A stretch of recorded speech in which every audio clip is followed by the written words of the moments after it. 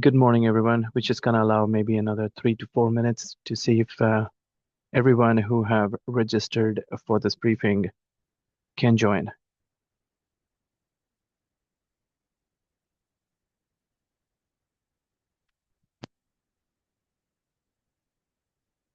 Can you guys hear me? If you can type yes in the chat.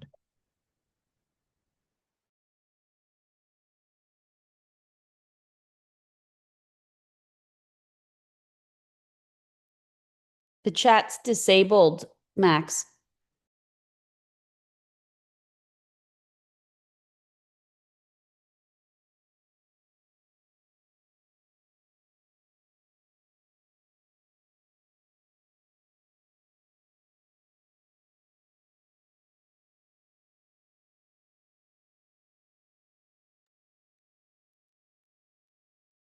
Thanks for letting me know. The chat is disabled. Not sure what's going on here.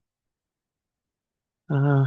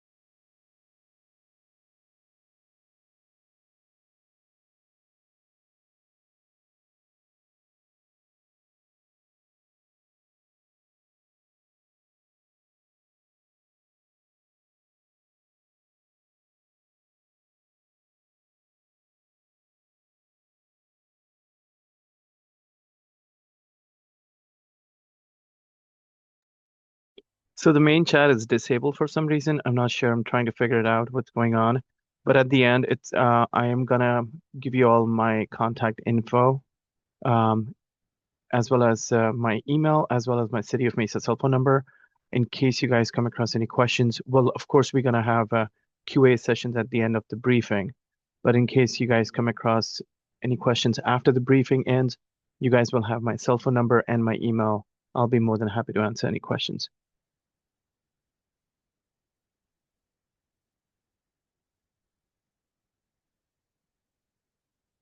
All right, I'm just going to give maybe 2 more minutes more, and we're going to go ahead and start the briefing.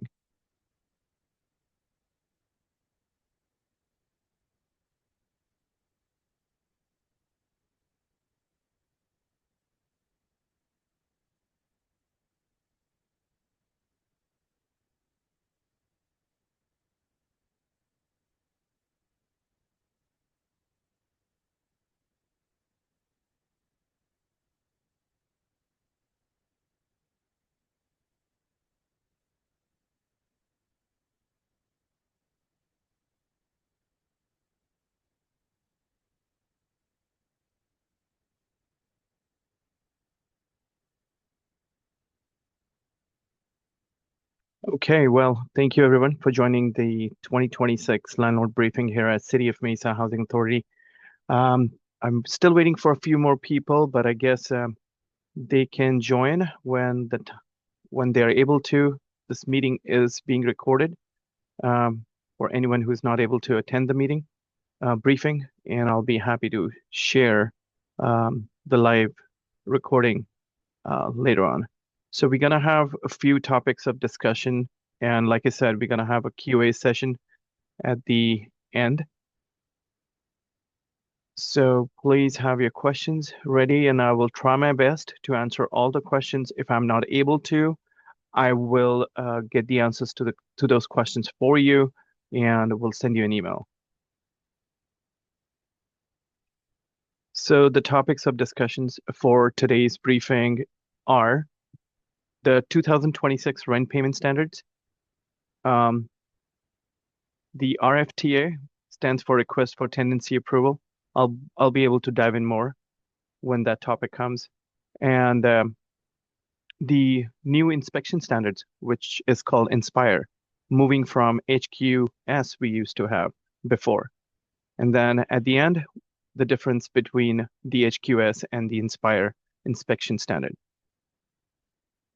So moving on to the 2026 rent payment standards.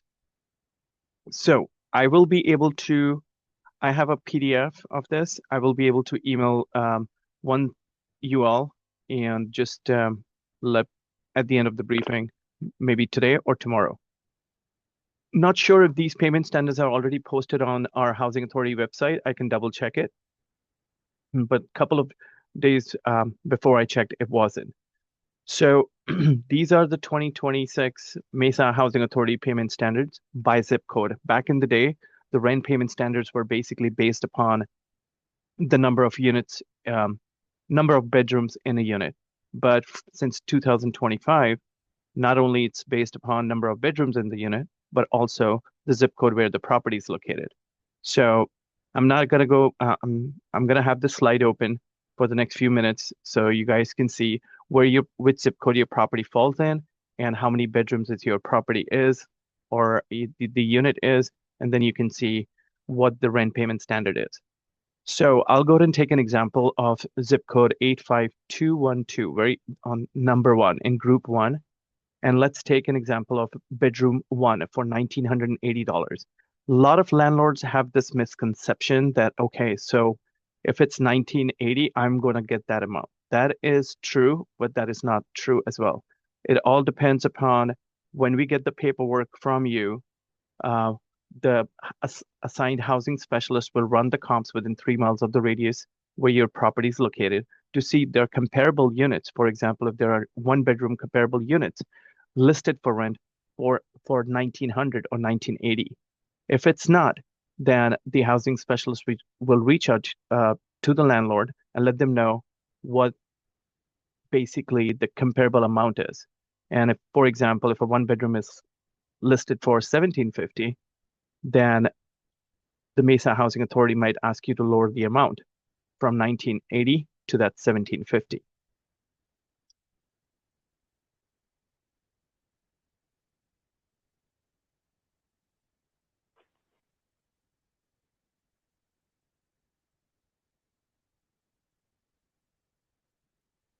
I'm going to wait a couple of minutes before I move on to the next slide.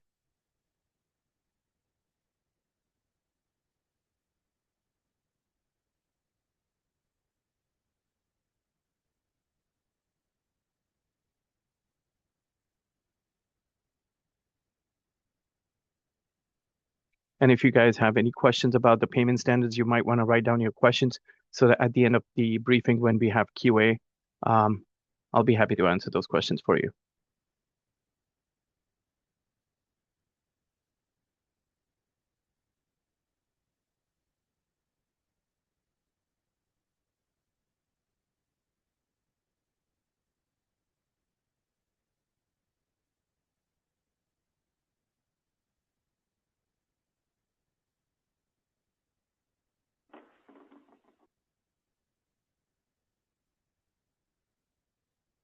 All right, I'm going to give about a minute more before moving on to the next topic.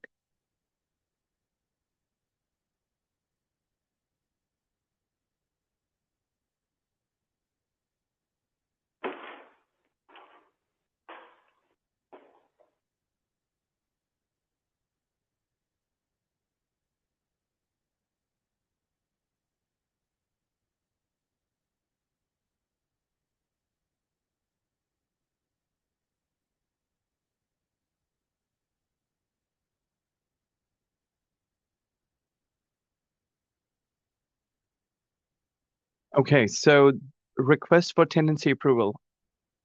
In short, we call it a RAFTA, RFTA.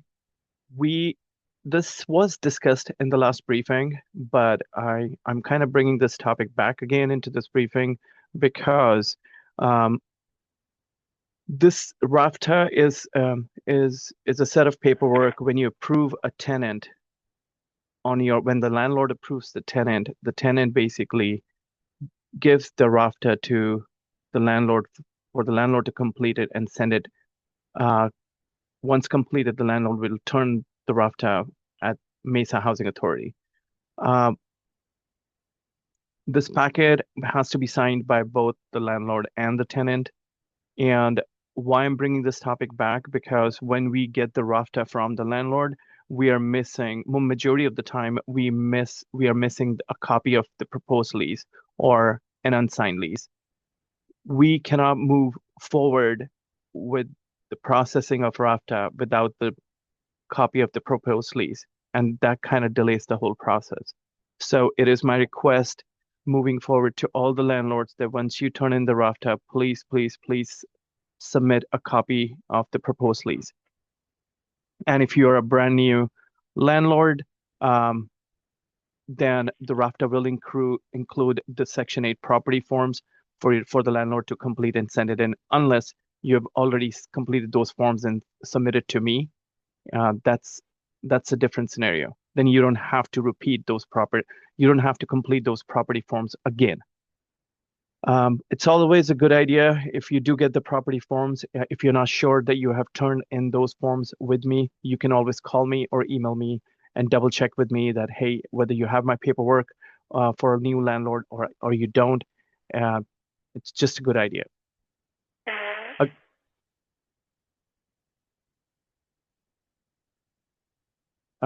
Again, please do not forget to submit a copy of the proposed lease along with the RAFTA, because processing will only begin once we have that copy of the unsigned lease.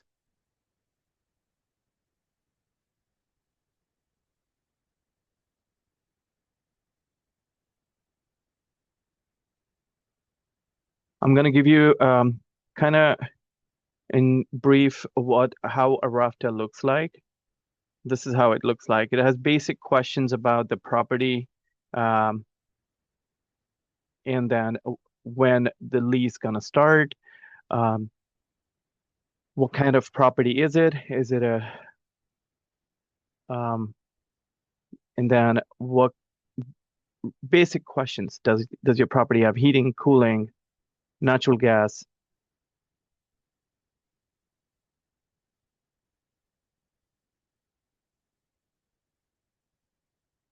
And then what I was talking about, the RAFTA is going to include the Section 8 property forms. It's going to look like this. This form, if you have already completed with me, then you don't have to complete this form again. But like I said, if you're not sure, please get in contact with me, and I will be able to let you know if you as a landlord already exist in our system or not. Because I get this question a lot from our current landlords when they get the RAFTA that, hey, um, why am I getting this Section 8 property form every time I get a Section 8 tenant? You're gonna get this form no matter what. It's gonna be in the RAFTA. But like I said, just double check with me so you can skip this part.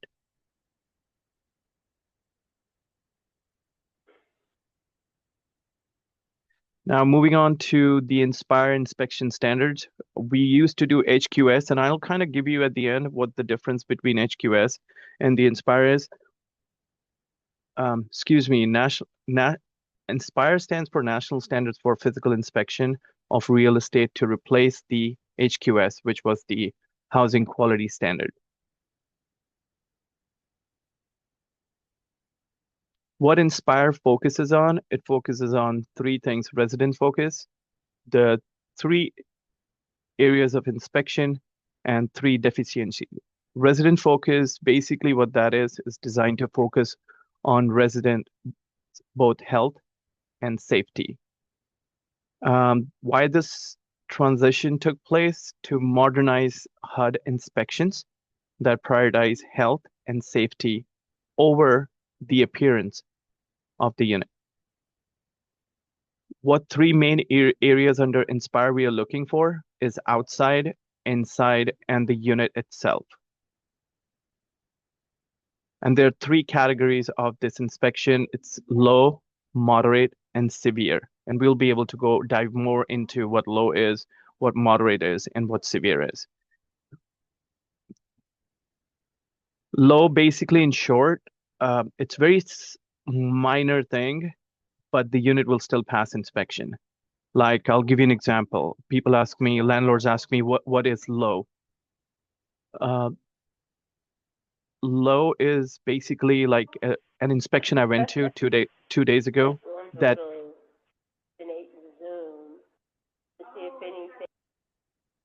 like an inspection I went to 2 days ago. It the unit needed a minor housekeeping, like a little bit of cleaning. That's it. Everything else was good. So I was able to pass that, but I was able to even put a comment that it needs cleaning before the tenant moves in. Moderate fail where we give 30 days for to a landlord to fix the unit. Moderate would be let's take an example of a bedroom window. The lock of the window is kind of broken, which does not allow the window to lock. So we'll fail it because of a safety hazard, but we'll give the landlord 30 days to get that lock of the window repaired. And the inspector will come back again to check it. Severe, which is life-threatening and has to be done within 24 hours. It's an immediate fail. I can give you an example. For example, mold. If we detect a mold in the unit, that is an immediate fail because it's considered life-threatening.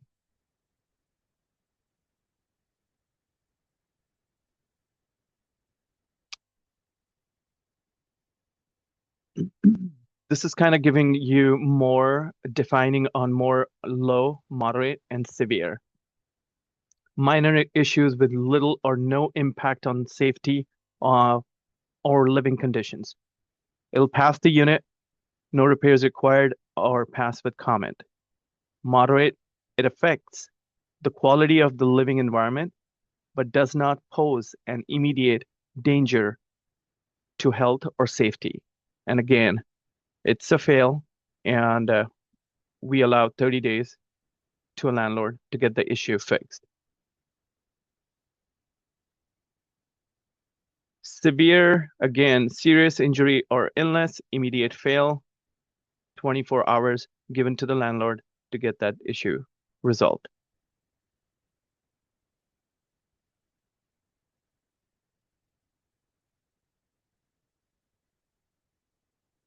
The next slide that we are moving on to, it's gonna basically focus on outside deficiencies, and it's gonna give us a few examples.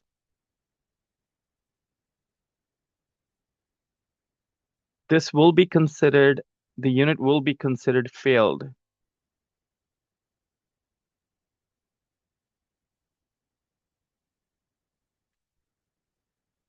For example, litter, food, paper, or trash discarded incorrectly.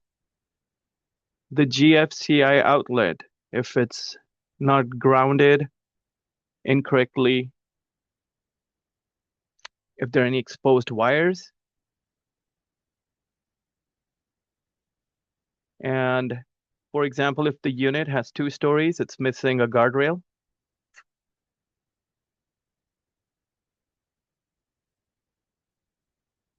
Exterior sprinkler heads, fire extinguishers,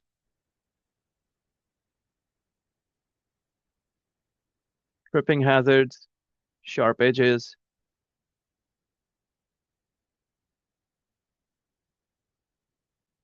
infestation of rodents, handrails, sidewalks.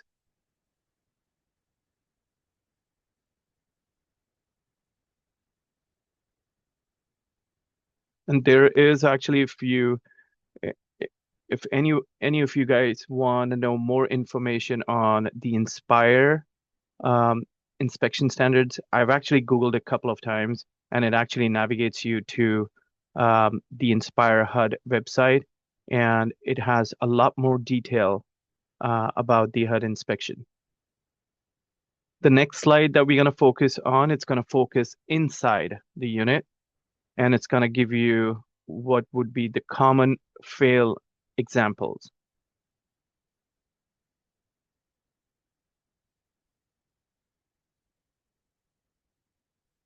Bathroom ventilation. Bathroom does not have a fan or a window.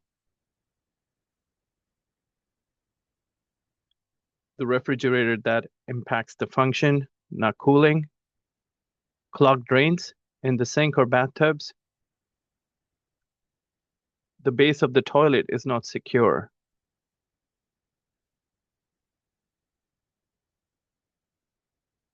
If there are any gaps in electrical. Any loose exit signs. Any lights that do not work or missing.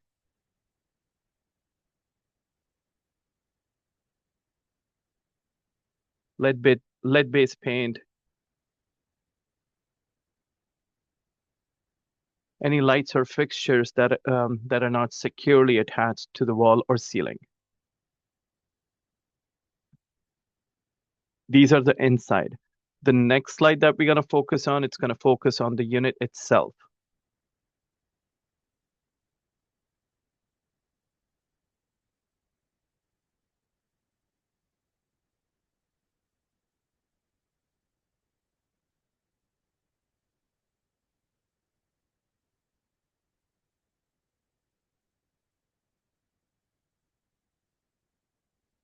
One of the examples I want to give on that focusing inside the unit, I was on inspection about a month ago, and I was inspecting the bathroom. So the shower head was missing. So I was asked, will it be a fail or a pass? It was a fail because though the shower head needs to be there, the landlord said I can get it repaired. I can put the shower head at a later time, a couple of days before the tenant moves in. No. Unfortunately, I was not able to give that time frame. It has to be fixed right away before I can pass the unit.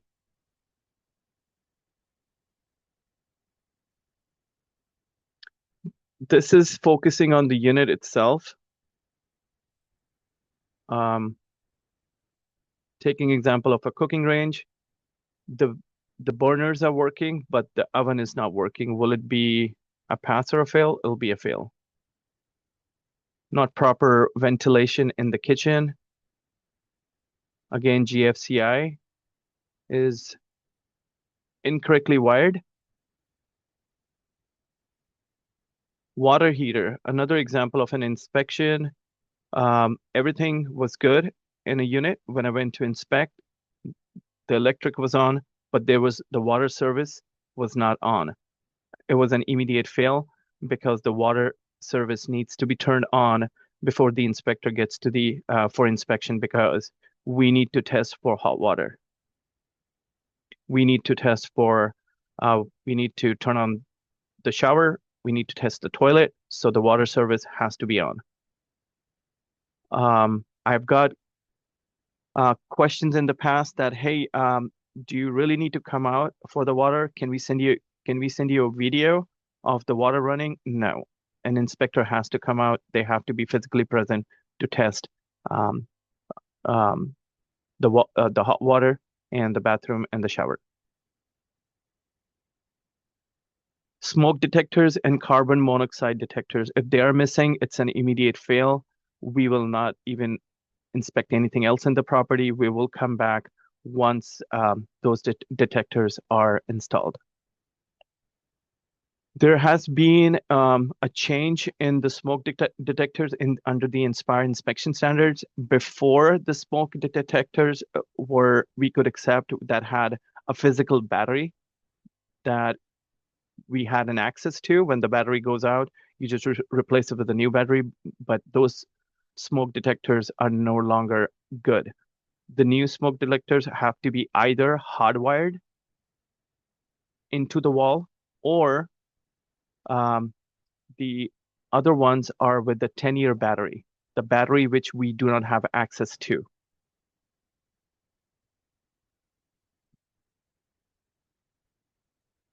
Again, mold, immediate fail.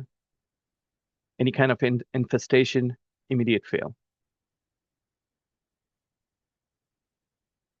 Moving on to the next slide is under Inspire. What does HUD emphasize? The property owner or the property manager is responsible for maintaining the unit in good repair, regardless who caused the damage. The landlord has the right to bill the tenants for the damages, but the landlords cannot use that as an excuse to delay the repairs. If those repairs are needed, they must be done immediately. And the disputes between the landlord and the tenant for those damages can be settled at a later time.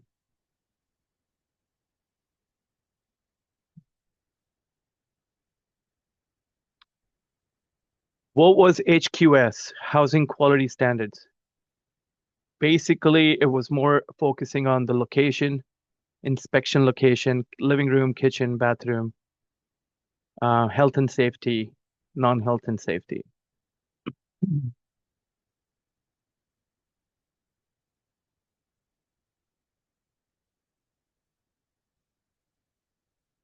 Now, when landlords have any questions regarding anything pertaining to inspections, they can definitely reach out our housing inspector, Freddie Hernandez. In the next slide or two, I will have his information for you guys.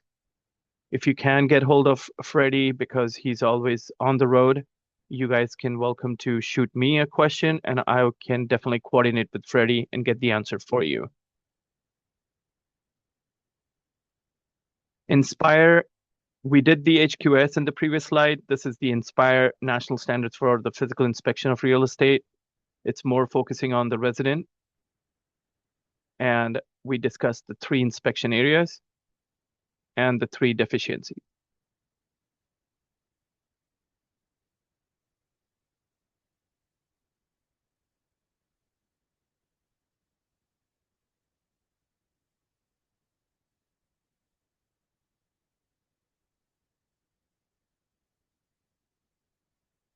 This is the information of our housing inspector. His name is Freddie Hernandez. That's his City of Mesa cell phone, and that's his email address.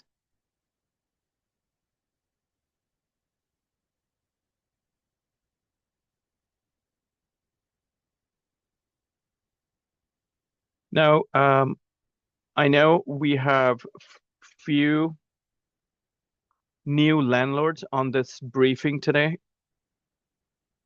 who might not be aware of another program that City of Mesa offers. It's called Security Deposit Assistance Program. This program is basically available for any applicant or tenant who is moving to or within the City of Mesa.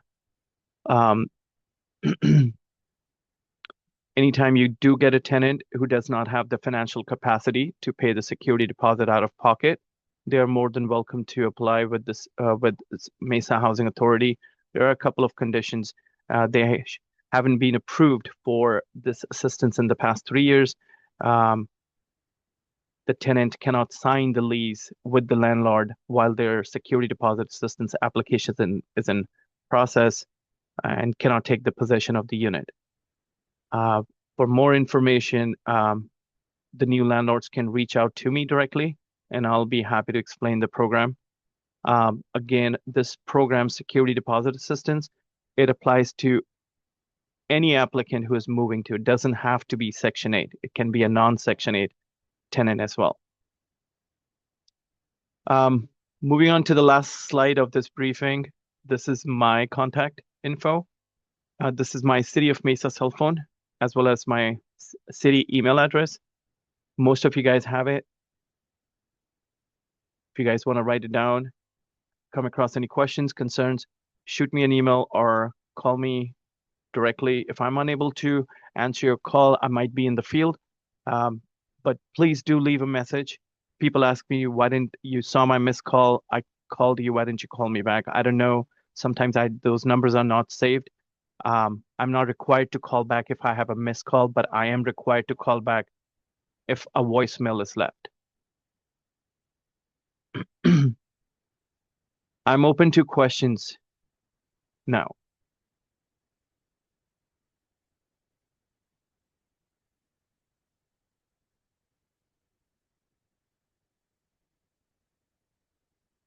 Hey Max, I have a question. Yeah, Stormy. Regarding the payment standard amount that on the chart that you shared, is that exclusively for base rent or is there relevance to that value if, like, for example, we have a base rent, but everybody is required to pay a flat rate for utility that's a fixed amount? Does that amount should we be including that or not? That's a good question, Stormy. I have actually jotted your question. I will be getting back to you with I don't want to give you any wrong answer, but I will be getting back to you by the end of before the end of the business day today. Is that okay? Sure. Okay. Sorry to jump in, Okay. Stormy, but this is Maribel Flores, senior housing specialist.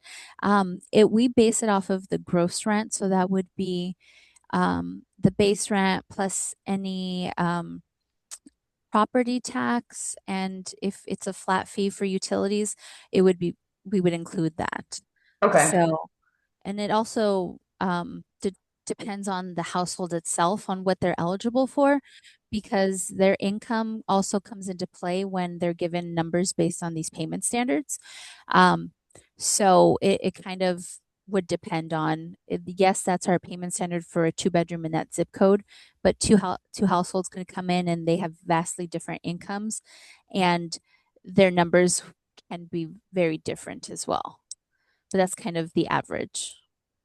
Okay, so as a general rule, what I'm seeing on this chart in contrast to prior to this payment standard module was that we would see very big fluctuations person to person, just based on their household income. And so what we had experienced is that our community was out of range for most individuals unless we were doing a promotional rate discount.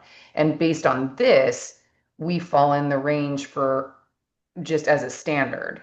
But what you're saying is that is the max, but that is going to that would allow a person to consider our community, but then how that would break down for each individual renter is going to be the same as it was. It's all structured based on their income. Uh, yes, but the kind of the average would be based on this payment standard for them. Okay. So we when HUD selected Mesa to go to payment standard per zip code, it did increase the chance for our families to be able to rent in, higher, um, where rents were a little bit higher, because we were basing them on just one. So going from like downtown Mesa where rents aren't as high to going out to East Mesa where rents are a little bit higher, they weren't able to find places there, which is Gotcha. why we've now that we're kind of based on zip codes, they are having um, better opportunities to find units in zip codes that rent is a little bit higher because it's now based on that zip code as opposed to Mesa as a whole. So it has increased the opportunities for our participants. Okay. All right. Thank you. I appreciate the explanation. I have a quick question about the rental payment standards as well. Do you know what data they use to determine what those payment standards are? I know that there's a maximum, say, for a one bedroom in area 6 of 1440.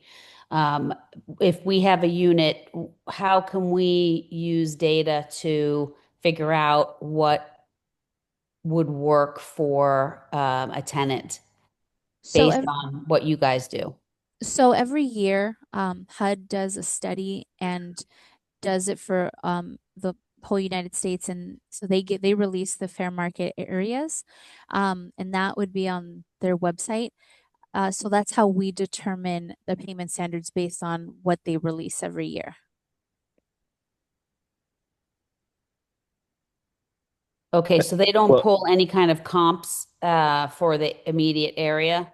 Not to base our payment standards. So how does an inspector determine what that rental rate should be? So that's a little bit different because or maybe I just confused your question.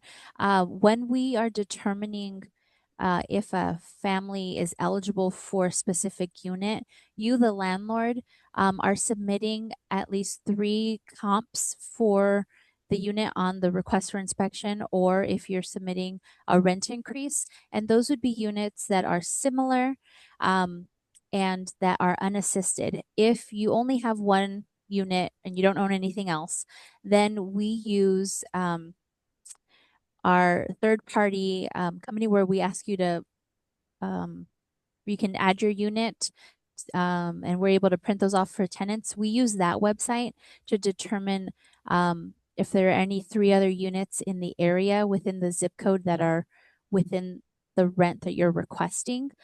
So that's how we determine. So if we are able to find 3 rent comparables based on the information you submitted, then we would be able to approve the rent. However, if those comps are showing that the rent isn't as high as you're requesting, then we would come back and say, hey, we can't approve this amount, but based on what we were able to find, we can approve, this lowered amount. And at that point, you can you can always do your own due diligence and look around if there's neighboring apartment complexes or townhouses or anything that you know are listed and they're similar to your unit, you can provide those as well. But we go off of a third party website. Thank you. So just to be clear, sorry, I'm gonna just dive right in. I think most of the managers, and myself included, want to just be very clear that we're trying to account for all of the expenses, not just the base of the rent. We charge the flat for the utilities, and then most properties also have an amenity fee or pest control fee, things like that. And we want to make sure that when you're calculating out what the tenant has to actually pay, that you're also accounting for that, even if it's not being covered by housing. So we wouldn't be able to include those in our breakdown. So we only include what we would be able to cover. If they're getting charged the other amenities, whether it's renter's insurance, whether it's what have we seen? The trash pickup, parking fees. the what was that, Yeah. Max? Parking fees, Parking fees. amenity, Yeah, pest control. that would be the responsibility of the tenant to pay on top of what what we're telling them they're responsible for based on the contract rent, um, the not the tax, and the other things that we're actually including. So anything on top of that, that would be their responsibility. Okay. I understand that part, but I recently did one and she's like, well, is housing aware of it? So when they're just concerned to make sure that you understand, like, that's part of what they have to pay every month to live in any one of these properties, that Yeah. when you're determining what their portion is, that's taken into account.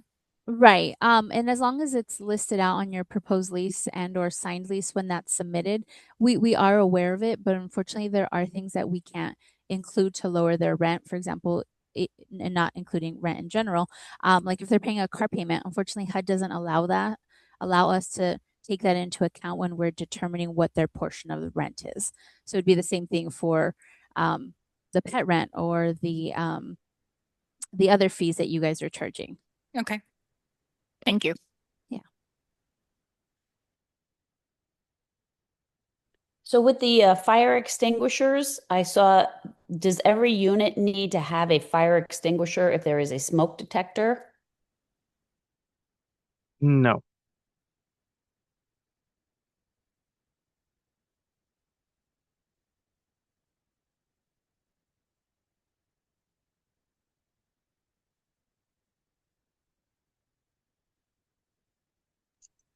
Okay, I have a question. I'm Kevin, and I'm doing the HUD VASH voucher program. I was wondering if the Inspire inspection is going to be done separately from a HUD VASH inspection, or if that's one and the same. So when it comes to our process, I'm not sure what exactly. I'm a little confused when you mentioned HUD VASH inspection. I haven't heard of that. HUD VASH inspection. Max, they're Yeah. they're actually the same. Okay. We do one inspection. We have multiple programs under the Housing Choice Voucher Program, and that's VASH. The inspection minimum requirements don't change depending on the program itself. So we would come out, do an inspection, whether that's the initial, and then after that, if there's a special, and that would be like a request by you or the tenant, and then we would do our annual inspection. And every once in a while, we come out and do a quality control inspection, which would be to make sure that our inspector is actually coming out and doing his due diligence, and we're kind of just double checking on him. But not everybody gets that quality control. We do about 3 every month throughout the year. So all the inspections are the same thing. We're all looking at the same thing. The only thing is it's changing from the name HQS to Inspire, and then it's just a little bit of a difference. We're now looking at the outside of the unit as well. Thank you.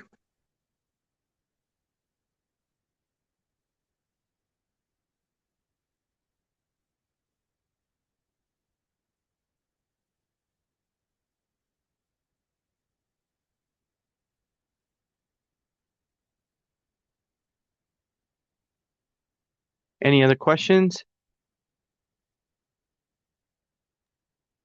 Hey, Max. I'm good, except for, can we get the recorded video of this at Yeah. sometime? Yeah, Kim. Okay. I'll send you an email.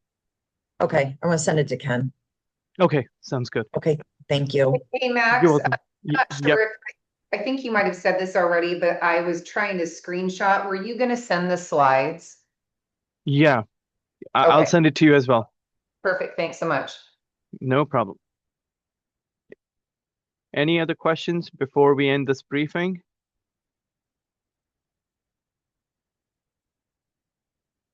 Well, I want to thank you everyone for attending today's landlord briefing. You guys have my cell phone number, my email address. You come across any questions, please call me or send me an email. I'll be happy to respond back. Again, Thanks, Max. thank you very much. Thank you. Have a wonderful day. Thanks. Thank you. Talk to you soon. Bye. Thank you. Bye.